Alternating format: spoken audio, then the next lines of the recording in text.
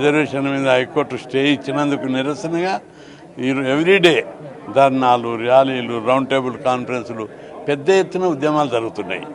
అయితే ఈ ఉద్యమాన్ని 14న బంద్ పిలిపించాము. అంతటా ప్రిపేర్ అవుతారు. దీన్ని మరింత చేయాలని చెప్పి ఈరోజు కుల సంఘాల ఇన్వాల్వ్మెంటు, బీసీ సంఘాలు, బలమైన నాయకులు అందరితో కలిపి BC Jack bandh for social justice, సామాజిక న్యాయం కోసం బంద్ అనే పిలుపు మీద ఇవ్వాలని నిర్ణయించాం. ఈ ఉద్యమాన్ని వరుసగా రెగ్యులర్గా చేయాలని, ఒకరోజు 2 రోజులు కాదు. బీసీలకి ఇది 42, ఆ తర్వాత చట్టసభలో 50% రిజర్వేషన్లకి ఇది పునాది కావాలి. ఈ ఉద్యమం ప్రజలందరూ ఈ ఉద్యమంలో పార్టిసిపేట్ చేయడానికి రెడీగా ప్రిపేర్ అయ్యారు.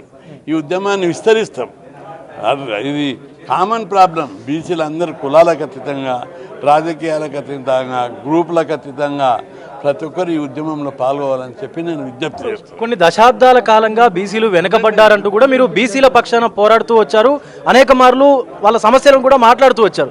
ఇప్పుడు ఒక జేఏసీని ఏర్పాటు చేశారు. పూర్తిగా తెలంగాణ బంద్ కూడా బంద్ ఫర్ జస్టిస్ అనేటువంటి నినాదంతో ముందుకెళ్తా ఉన్నారు. సో ఎవరెవరు మీతో కలిసి వస్తూ ఉన్నారు? ఏ పార్టీల వాళ్ళు మీకు మద్దతు తెలుపుతున్నారు? ఇప్పుడు బీసీ కుల సంఘాలు 100 ఉన్నాయి.